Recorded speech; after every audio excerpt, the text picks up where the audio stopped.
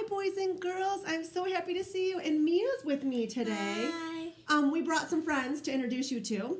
This first friend is my first teddy bear ever named Radar.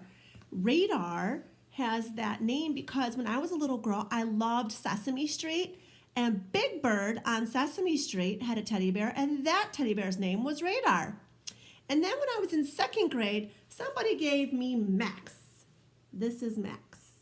And Max, that's just why I just named him Max. That's why I named, I remember actually.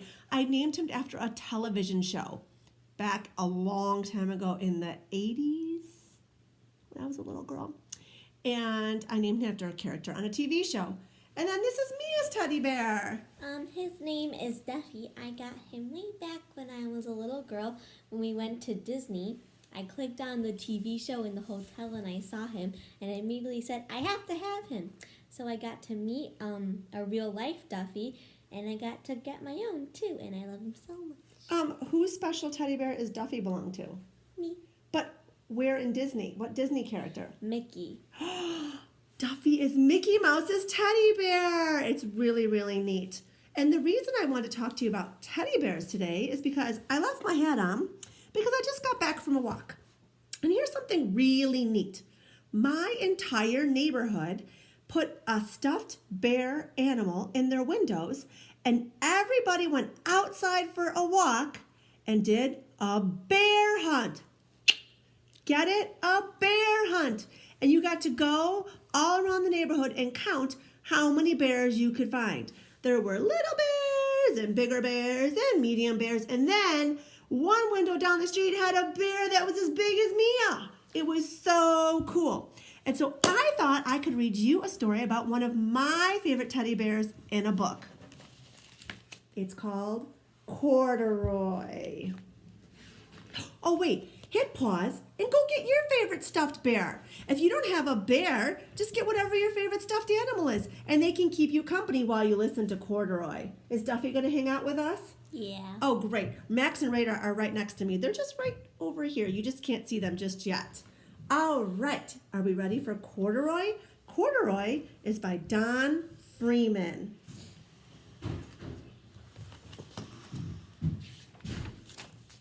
Corduroy.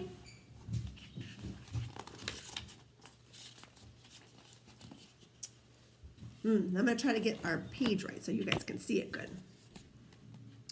The store was always filled with shoppers buying all sorts of things, but no one ever seemed to want a small bear in green overalls. Then one morning, a little girl stopped and looked straight into Corduroy's bright eyes. "Oh, Mommy," she said, "look, there's the very bear I've always wanted." "Not today, dear," her mother sighed. "Whoops, I've spent too much already. Besides, he doesn't look new. He's lost the button to one of his shoulder straps." Corduroy watched them sadly as they walked away. "I didn't know I'd lost a button," he said to himself. "Tonight I'll go and see if I can find it."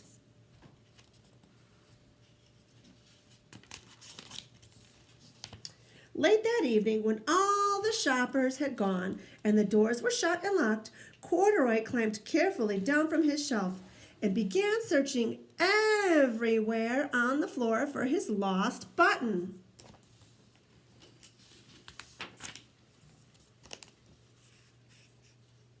Suddenly, he felt the floor moving under him. Quite by accident, he had stepped onto an escalator and up he went. Have you ever ridden on an escalator? Could this be a mountain, he wondered. I think I've always wanted to climb a mountain. Ooh, have you ever been to the mountains? I have. I love them. They're so big and beautiful. Maybe you can look on the map and see if you can find some mountains on a map. He stepped off the escalator as it reached the next floor, and there before his eyes was a most amazing sight. Tables and chairs and lamps and sofas and rows of beds. This must be a palace, Corduroy gasped. I guess I've always wanted to live in a palace. A palace is a fancy place where kings and queens live, kind of like a castle. He wandered around admiring the furniture. This must be a bed, he said. I've always wanted to sleep in a bed. And up he crawled onto a large, thick mattress. All at once he saw something small and round. Why, here's my button, he cried, and he tried to pick it up, but like the other buttons on the mattress, it was tied down tight. I don't think it's his button. He yanked and pulled both paws until, pop! Off came the button, and off came the mattress. Corduroy toppled, bang, into a tall floor lamp. Over it fell with a crash. Ooh, remember the other day when we talked about onomatopoeia? There's some onomatopoeia words. Corduroy didn't know it, but there was someone else awake in the store. The night watchman was going his rounds on the floor above. When he heard the crash, he came dashing down the escalator. Now who in the world did that? He exclaimed. Somebody must be hiding around here.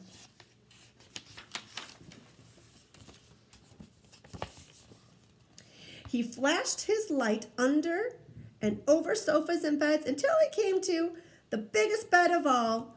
And there he saw 2 fuzzy brown ears sticking up from under the cover. Oh, was that a Duffy ear? Oh, hello, he said. How did you get upstairs? The watchman tucked Corduroy under his arm and carried him down the escalator and set him on the shelf in the toy department with the other animals and dolls. Corduroy was just waking up when the first customers came into the store in the morning, and there, looking at him with a wide, warm smile, was the little girl he'd seen only the day before. I'm Lisa, she said, and you're going to be my very own bear. Last night, I counted what I saved in my piggy bank, and my mother said I could bring you home. Yay! Shall I put him in a box for you? The saleslady asked. Oh, no, thank you, Lisa answered, and she carried Corduroy home in her arms. She ran all the way up 4 flights of stairs into her family's apartment and straight into her own room. You see, some families live in a house, some families live in an apartment, some families live in lots of different places. Where do you live? I live in a house. Although, I think it'd be fun to live on a boat. Corduroy blinked. There was a chair and a chest of drawers. That means a dresser. And alongside a girl-sized bed stood a little bed, just the right size for him. Do you see it? There it is. It's a little bear bed. The room was small, nothing like that enormous palace in the department store. This must be home, he said. I know I've always wanted a home. Lisa sat down with Corduroy on her lap and began, let me get that closer for you. Lisa sat down with Corduroy on her lap and began to sew a button on his overalls. I like you the way you are, she said, but you'll be more comfortable with your shoulder strap fastened. You must be a friend, said Corduroy. I've always wanted a friend. Me too, said Lisa, and gave him a big hug. I hoped you enjoyed Corduroy. It's an oldie but a goodie, and it's definitely one of my favorites, and it's one of Mia's favorites.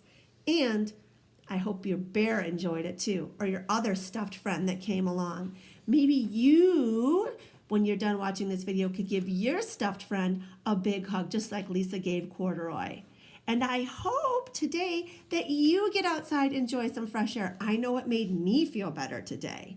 Just because we're on spring break doesn't mean I'm not going to read to you. I'll be here every day. I hope you're having a good day, and I'll see you soon. Keep smiling. Bye. Bye. Thanks, Mia, for joining. Thank you. Bye. Bye, guys.